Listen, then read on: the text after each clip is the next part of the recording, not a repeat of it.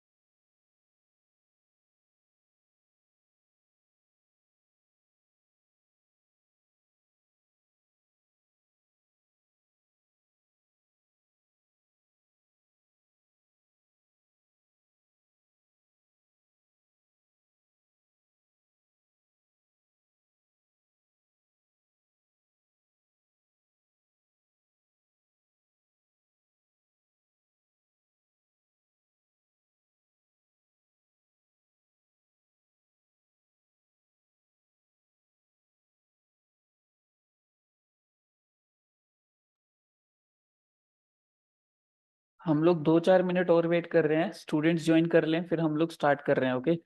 Just 2 to 3 more minutes।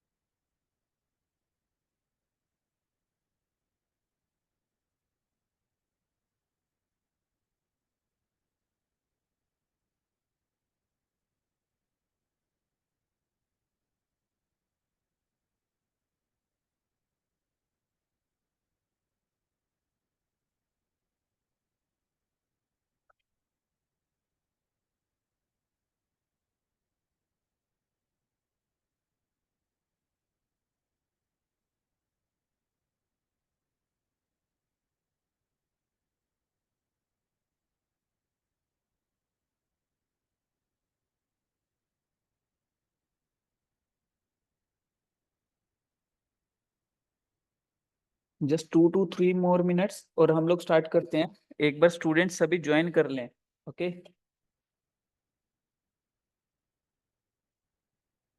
भाई, और जो ये स्टूडेंट्स लेट ज्वाइन कर रहे हैं ये प्लीज टाइम से ज्वाइन किया कीजिए।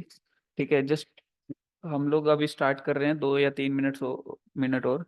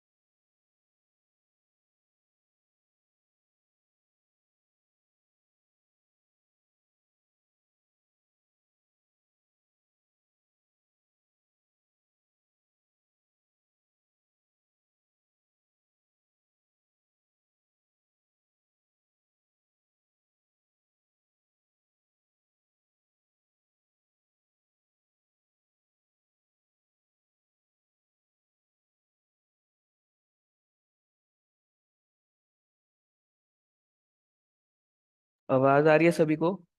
हम लोग 2 या 3 मिनट और वेट कर रहे हैं, जस्ट स्टूडेंट्स सभी ज्वाइन कर ले क्योंकि थोड़ी स्ट्रेंथ कम है। ठीक है, ज्वाइन कर रहे हैं स्टूडेंट्स।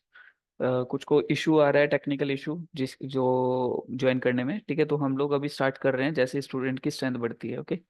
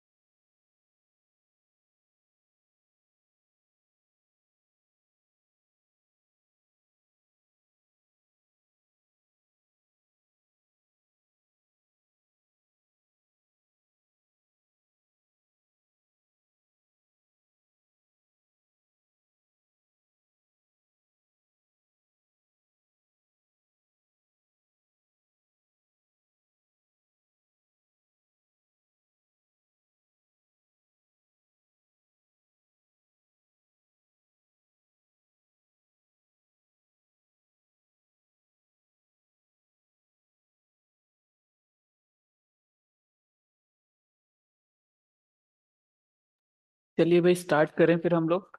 ठीक है, लास्ट सेशन में हमारा क्या कुछ हुआ था भाई, कौन बताएगा? लास्ट सेशन में हमारा क्या कुछ हुआ था?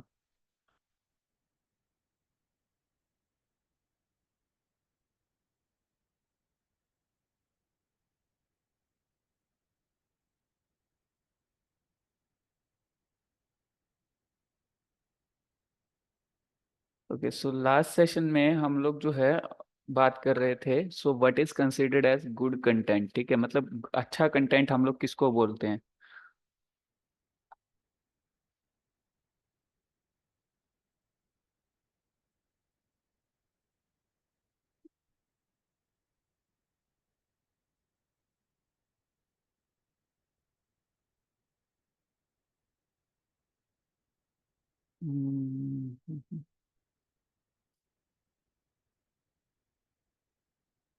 स्टार्ट करें भाई या फिर अभी चलिए स्टार्ट करते हैं, काफी लेट हो रहा है। ठीक है, तो देखिए, लास्ट सेशन में हम लोगों ने जो डिस्कशन किया था वो हम लोगों ने अच्छे कंटेंट के ऊपर बात की थी कि अच्छा कंटेंट किसको बोलते हैं।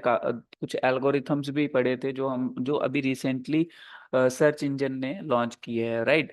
ठीक है, तो अभी यहाँ पर हम लोगों ने ये देखा था कि वो कंटेंट जो कि कॉपीड हो, रीराइटेड हो, या फिर एआई के थ्रू लिखवाया गया हो, ठीक है, वो कंटेंट अच्छा कंटेंट नहीं माना जाता। अब देखिए, गूगल की गाइडलाइंस में एक चीज और है, अगर आप ध्यान से समझिए। ठीक है, वो ये बोलते हैं कि आपका कंटेंट यूजफुल होना चाहिए और अच्छा होना चाहिए। ठीक है, डजेंट मैटर कि how you are getting that content, get writing that content, बस कॉपी पेस्टेड ना हो, मतलब आप किसी और का कंटेंट ना चुराओ, किसी और का कंटेंट कॉपी पेस्ट ना करो। ठीक है, तो आप जो है कोई भी मीडियम यूज कर सकते हो कि आप जो है अच्छे से अच्छा कंटेंट अगर दे रहे हो ऑडियंस को तो वो वैलिड होगा। ठीक है, सो अगर मैं यहाँ पे बात करूँ कि आपका जो कंटेंट है वो अब देखिए, ओरिजिनल कंटेंट की तो हम लोगों ने बात कर ली थी, हम लोगों ने प्लेगरिज्म की भी बात की थी, प्लेगरिज्म चेकर की भी बात की थी, क्विल बोट टूल भी देखा था हम लोगों ने जो कि पैराफ्रेज करता है कंटेंट को। ठीक है, क्विल बोट की जगह आप स्मॉल एसईओ टूल्स भी यूज कर सकते हो।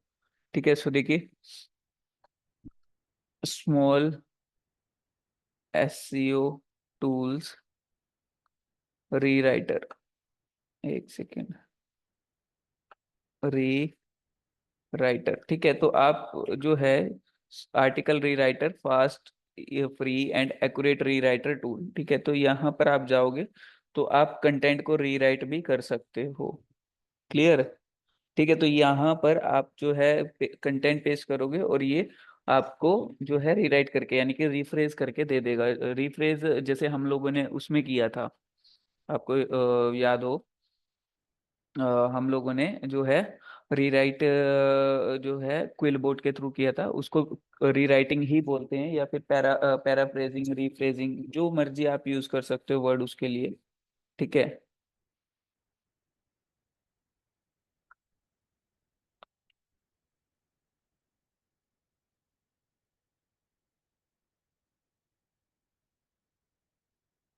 सो अभी यहाँ तक आई होप कि सबको क्लियर होगा कि हम लोगों ने जो है रीफ्रेजिंग और पैराफ्रेजिंग के बारे में बात कर ली थी, एआई के बारे में बात कर ली थी कंटेंट की। अब देखिए उसके बाद क्या है, content exclusive for your website. देखिए ये बहुत इंपॉर्टेंट पार्ट है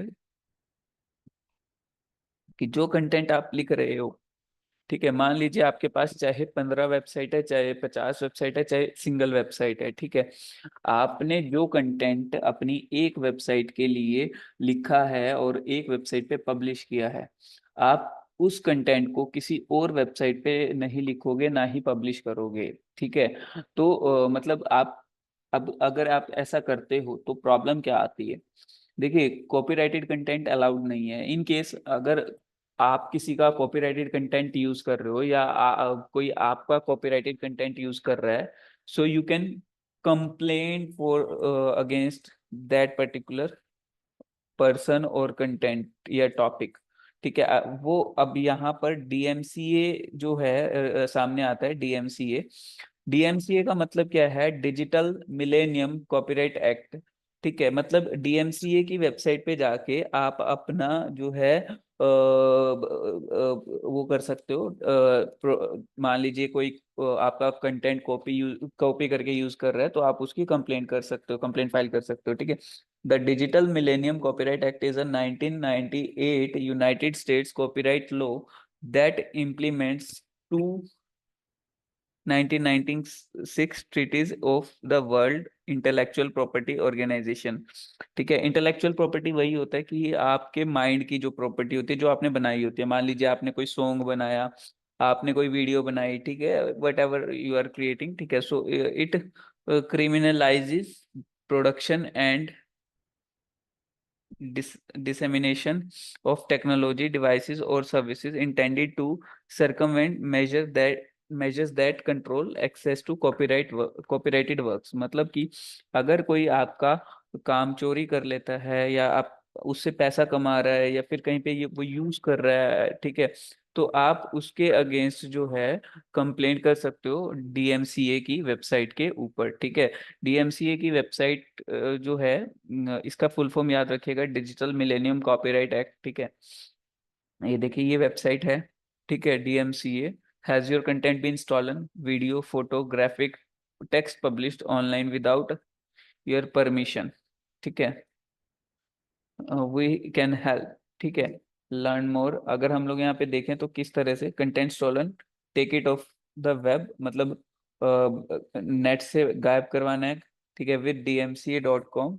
ठीक है, dmc.com, get it removed, proof like magic and be amazed, ठीक है, और वो गायब हो जाएगा पूरे इंटरनेट से। ठीक है, तो ये जो है ये काम करते हैं। मान लीजिए आपने कोई कोर्स बनाया या कुछ भी बनाया वट एवर, ठीक है, और आप नहीं चाहते कि वो चोरी हो या कोई मिस यूज करे या पायरेसी करे, तो आप क्या है डीएमसीए की वेबसाइट पे जाके पब्लिश वो वहाँ पे कंप्लेंट रेज कर सकते हो। The first of its kind DMCA.com's takedown services were the first online takedown services on the market, has the most experience and the longest track record of successful takedown। मतलब कि देखिए 100% तो कोई भी नहीं कर सकता, बट हाँ ये है कि मेजर जो वेबसाइट्स है जो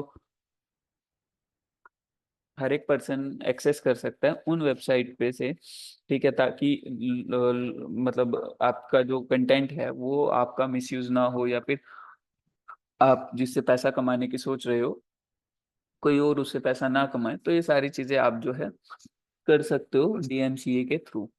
क्लियर? तो यहाँ पर क्या क्या कर सकते हैं, what we can remove for you, ठीक है, इमेजेस, टेक्स्ट, वीडियो और ऑडियो, ठीक है, प्रोडक्ट्स। ठीक है, अब देखिए प्रोडक्ट्स भी यहाँ पे है, ठीक है। अब देखिए यहाँ पे क्या दिखा रहा है, where is the infringing content, ठीक है, where was it copied from, मतलब कहाँ से कॉपी किया गया है ये और किस यूआरएल पे ये रखा गया है। Detail description of infringement that took place, मतलब पूरी डिटेल हमें देनी है यहाँ पे, ठीक है। और उसके बाद एंटर योर इन्फॉर्मेशन डाली हमने, सिलेक्ट योर सर्विस टाइप, ठीक है, फुल सर्विस टेक डाउन, ठीक है। अगर पूरी की पूरी टेक डाउन सर्विस लेनी है हमें, a team of fully qualified professionals do all the work for you, webmasters DIY DIY take down, unlimited do it yourself take down notice subscription tool kit design for mass, ठीक है। यहाँ पर ये आप खुद भी कर सकते हो, ठीक है। अगर मान लीजिए आप मतलब $10 पर मंथ दे रहे हो या $100 पर ईयर दे रहे हो, तो आपके पास जो है डॉक्यूमेंट्स या नोटिस ये सब इस तरीके का जो है आप कर सकते हो, ठीक है। Free professional review, submit your take down notice for a professional review and service quote, this is specially grateful using useful option, ठीक है। तो यहाँ पर आप देख सकते हो डीएमसीए की वेबसाइट है, इस पे आप कर सकते हो ये काम, ठीक है। मतलब किसी को भी आपको बंद करवाना है या कोई भी आपके मिसयूज करता है चीज का, तो आप ये चीज कर सकते हो, ठीक है। तो ये हमारा हो गया, इसीलिए मैं आपको बोलता हूँ कि आपको as it is copy paste नहीं करना कंटेंट को, आपको जो है रीराइट कर सकते हो, बट वही है कि रीराइट में वो क्वालिटी अगर आप नहीं दे पा रहे हो, ठीक है, then that content will be of no use, ठीक है। आप रैंक नहीं कर सकते उस कंटेंट के थ्रू, ये चीज ध्यान रखिएगा। ओके। उसके बाद की अगर मैं बात करूं, कैनोनिकल टैग का मतलब देखिए अभी मैंने बात की थी कि अगर आप खुद की भी वेबसाइट पे मान लीजिए, चलो आप अगर अपनी वेबसाइट पे ही अब मतलब आपका माइंड में ये चीज आती है कि भाई आप ठीक है, मतलब किसी और का कंटेंट नहीं कॉपी कर रहे, आप ही की अलग अलग 10-12 वेबसाइट्स है या 2-3 वेबसाइट्स हैं, ठीक है। तो आप क्या सोचते हो कि यार मैंने इस कंटेंट पे इतनी मेहनत की है, तो मैं यही सेम कंटेंट उस वेबसाइट दोबारा से किसी और वेबसाइट पे यूज कर लेता हूँ।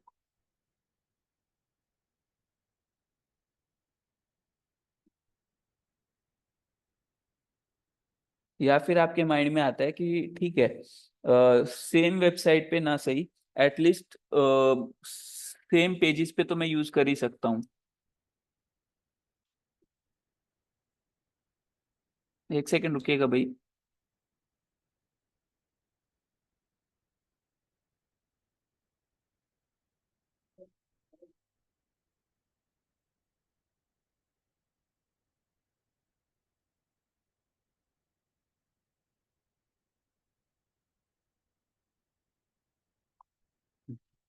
ओके, तो यहाँ पे अगर हम बात करें कि अब एक सिचुएशन रेज होती है, क्या सिचुएशन, कि मान लीजिए आप कहते हो कि भाई मैं ठीक है मैं अपनी वेबसाइट के मतलब अपनी ही किसी देखिए अब आप किसी और का कंटेंट कॉपी कर रहे हो, तो क्या होगा, वो आपके डीएमसीए पे कंप्लेन कर देगा।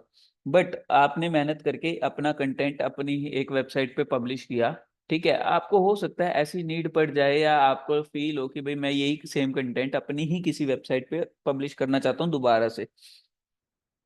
तो आप क्या कर रहे हो, आपने अपनी खुद की वेबसाइट पे ही दूसरी वेबसाइट पे ही पब्लिश कर दिया सेम कंटेंट। ठीक है, तो अब आप खुद सोचिए, यहाँ पर डीएमसीए का कोई रोल नहीं रहता, पहली चीज क्योंकि कंटेंट आपने पब्लिश किया है। ठीक है, दोनों वेबसाइट पे, दोनों वेबसाइट भी आप ही की है।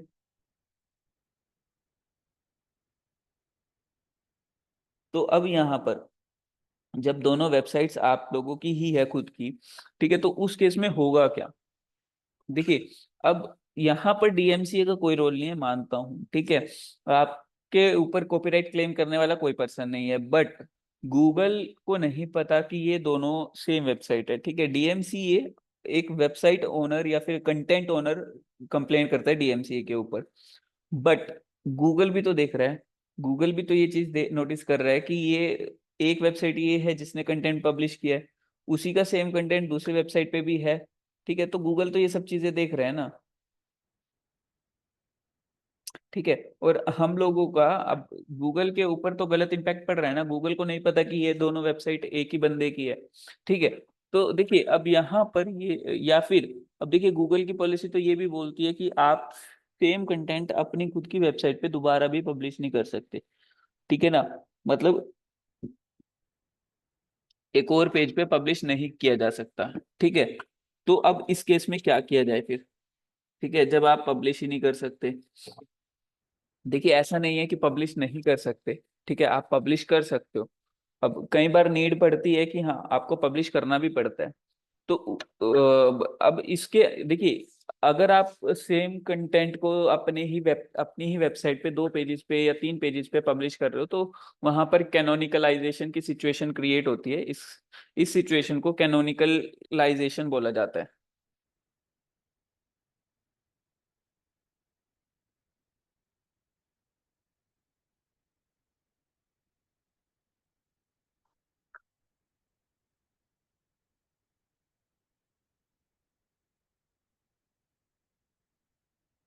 ठीक है, तो यहाँ पर इस सिचुएशन को क्या बोला जाता है, कैनोनिकलाइजेशन। जब हम लोग जो है सेम कंटेंट को अपनी ही वेबसाइट के दो पेजेस पर पब्लिश करते हैं। अब कैनोनिकलाइजेशन से बचा कैसे जा सकता है, राइट। ठीक है, तो मेन मेन प्रॉब्लम क्या है कि कैनोनिकलाइजेशन चलो आ भी गई, मान लीजिए, मान लिया हम लोगों ने, मैं यहाँ पे नोटपैड में इस वर्ड को लिख रहा हूँ ताकि आपको याद रहे। ठीक है, यहाँ पर मान लीजिए, एक सेकेंड, कंट्रोल प्लस, ठीक है, यहाँ पर मान लिया, चलो ठीक है, कि अभी हम लोगों के ऊपर कॉपीराइट क्लेम तो नहीं होगा, कैनोनिकलाइजेशन। ठीक है, कैनोनिकलाइजेशन, ठीक है, तो ये थोड़ा स्पेलिंग का देख लीजिएगा। तो कैनोनिकलाइजेशन का मतलब क्या है, मैंने आपको बताया, ये इंटरव्यू में भी पूछा जाता है कि कैनोनिकलाइजेशन की सिचुएशन क्या होती है, क्या कंडीशन होती है कि कैनोनिकलाइजेशन किसको बोलते हैं।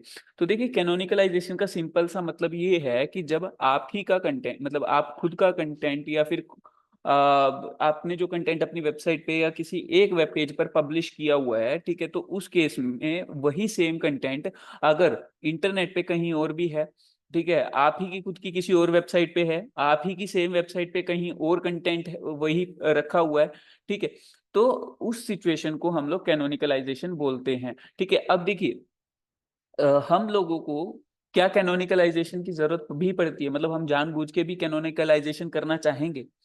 ठीक है, तो देखिए कई सिचुएशंस ऐसी होती है, मैं अभी आपको एज अ प्रूफ जो है एक केस स्टडी भी दिखाऊंगा। ठीक है, कि कई सिचुएशंस ऐसी होती है जब हम लोगों को ये जानबूझकर करना पड़ता है।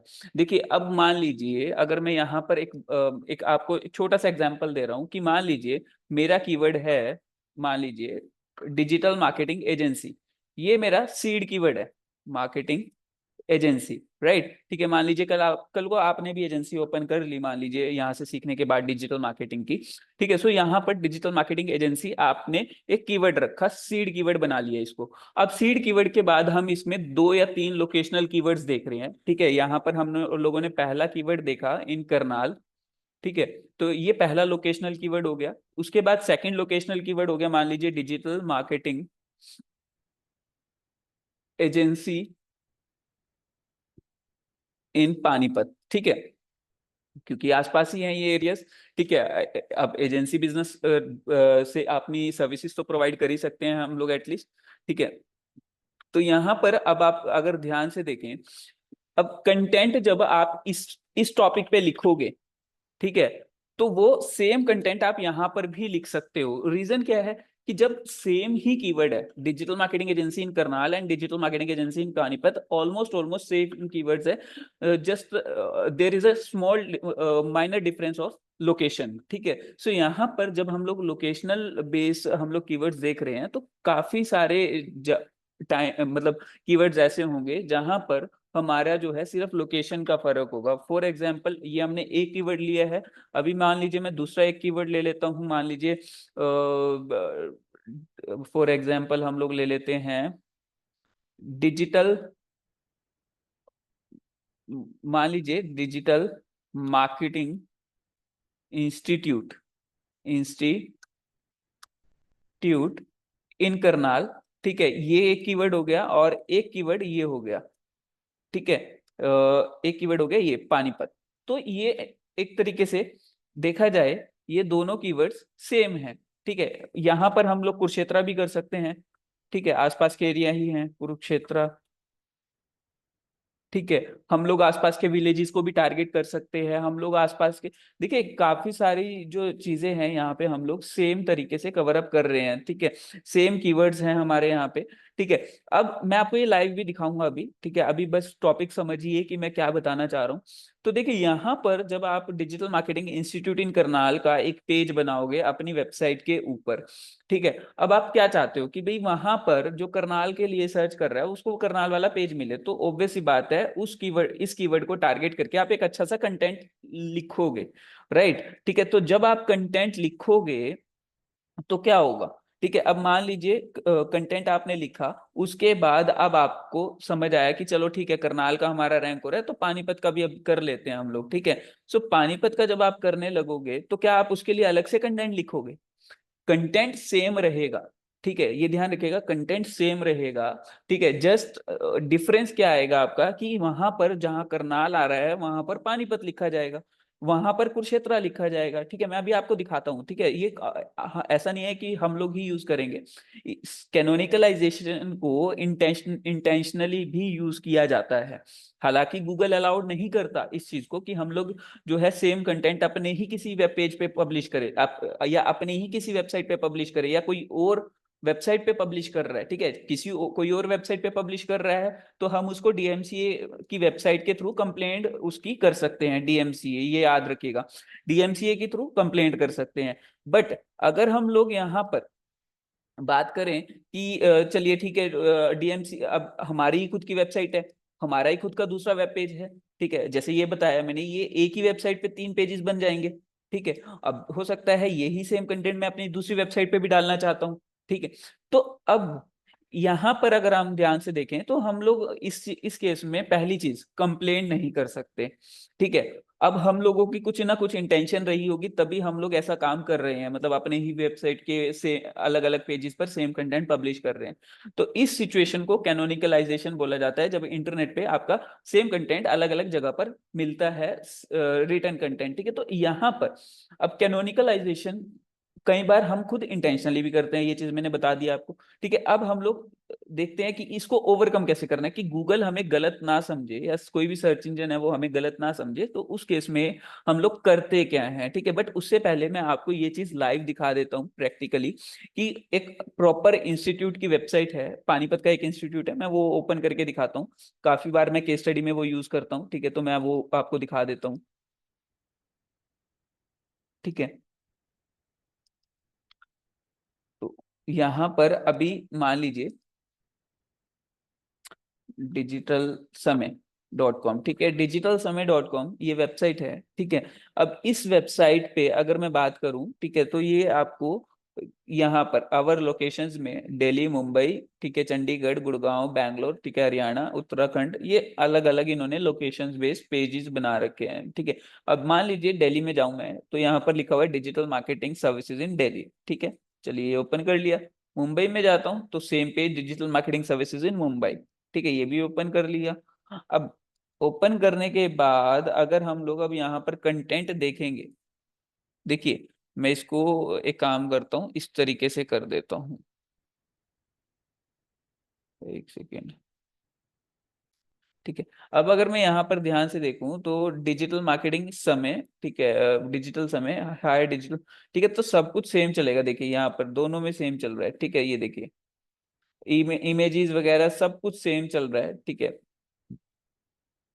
अब यहाँ पर आया हुआ है डिजिटल मार्केटिंग कंपनी इन दिल्ली, ठीक है। मैंने आपको पहले ही बोला था कि डिजिटल मार्केटिंग यहाँ पर सिर्फ लोकेशन का फर्क आएगा कीवर्ड्स के अंदर, ठीक है। तो यहाँ पर अगर मैं जाऊँ अब, डिजिटल मार्केटिंग एजेंसी कंपनी इन मुंबई, यहाँ पर दिल्ली है, यहाँ पर मुंबई है। क्लियर हुआ ये चीज? ये चीज क्लियर है भाई सभी को?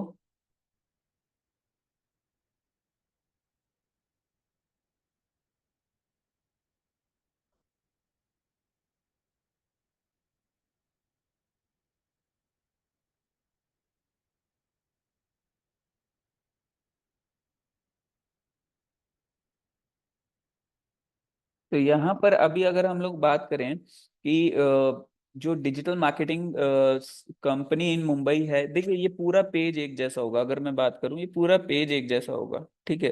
ये देखिए, दिखाई दिया?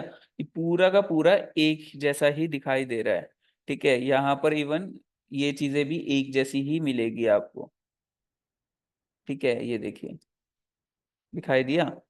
ठीक है।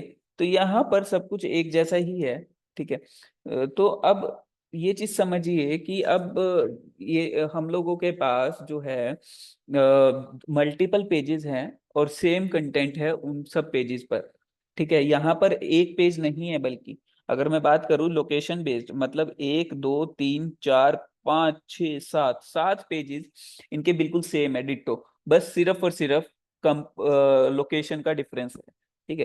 तो ये चीज अगर हम लोग कर रहे हैं तो इस सिचुएशन को बेसिकली क्या बोला जाता है? कैनोनिकलाइजेशन। क्लियर है भाई सभी को? ठीक है। कैनोनिकलाइजेशन का मतलब समझ आया? ठीक है। तो कैनोनिकलाइजेशन में ये सब चीजें इंक्लूड होती है।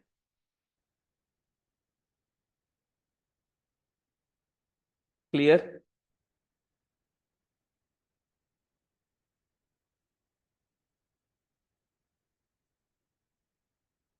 तो यहाँ पर ये है कैनोनिकलाइजेशन का मीनिंग, एक्चुअल मीनिंग, ठीक है। अब अगर मैं बात करूं यहाँ पर कैनोनिकलाइजेशन को, अब हम लोग सही से कैसे यूज करते हैं, मतलब इस सिचुएशन को हैंडल कैसे किया जाए, ठीक है। क्योंकि हमें नीड तो पड़ेगी, देखिए ऐसा नहीं है कि नीड नहीं पड़ेगी, ठीक है।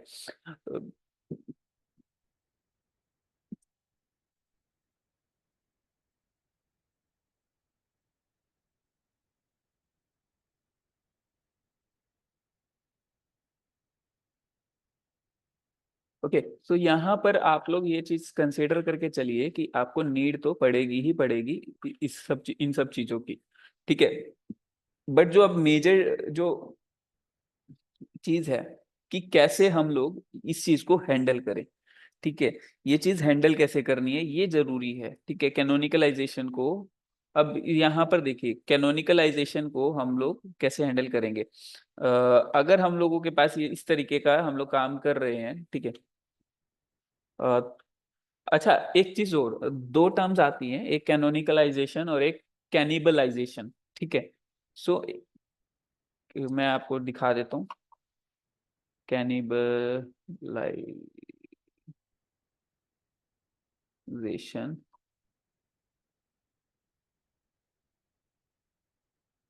ठीक है। कैनिबलाइजेशन और कैनिबलाइजेशन में refer to the act of consuming another individual of the same, ये इन एससीओ, ठीक है।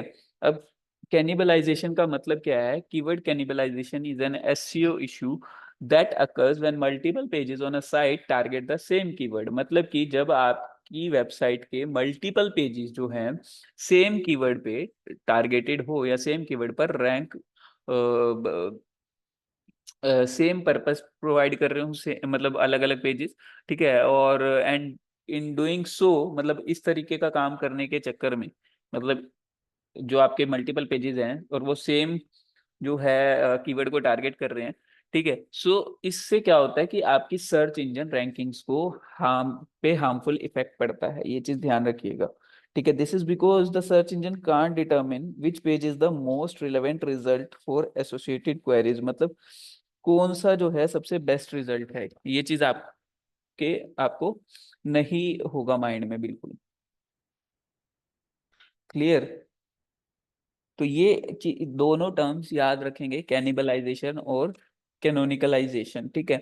सो कैनिबलाइजेशन का मतलब क्या है, मैं एक बार दोबारा बता देता हूँ आपको। कैनिबलाइजेशन का मतलब ये है कि जब आपके मल्टीपल पेजेस एक ही वेबसाइट के सेम कीवर्ड्स पे टारगेटेड हो और सेम ही पर्पस जो है सर्व कर रहे हैं, ठीक है, जिसकी वजह से गूगल को कंफ्यूजन हो रहा है कि ये भी सेम कीवर्ड के ऊपर है और सेम तरह का पर्पस, सेम तरह का कंटेंट है, सब कुछ है, ठीक है, और दूसरा पेज भी, तो उसको कंफ्यूजन होता है कि एक्चुअल में कौन सा पेज रैंक करवाया जाए और कौन सा ना करवाया जाए। ठीक है।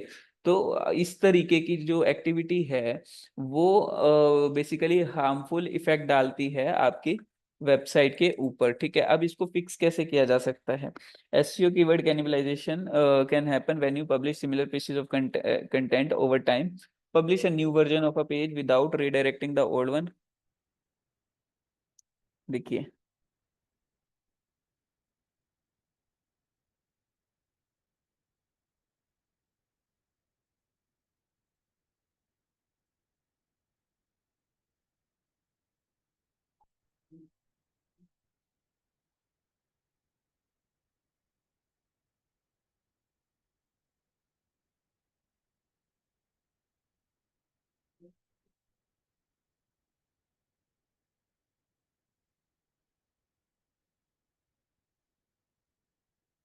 तो आई होप कि कैनिबलाइजेशन का और कैनोनिकलाइजेशन का डिफरेंस समझ आया होगा।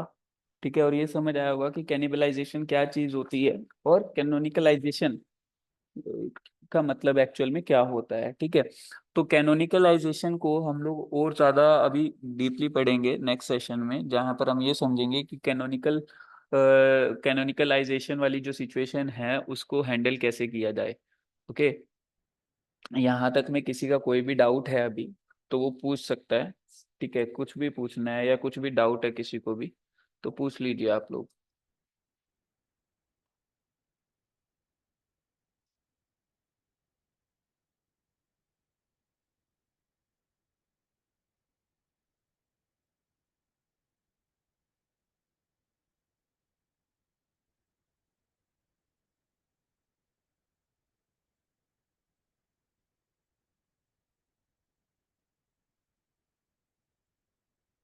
किसी को कुछ पूछना है भाई?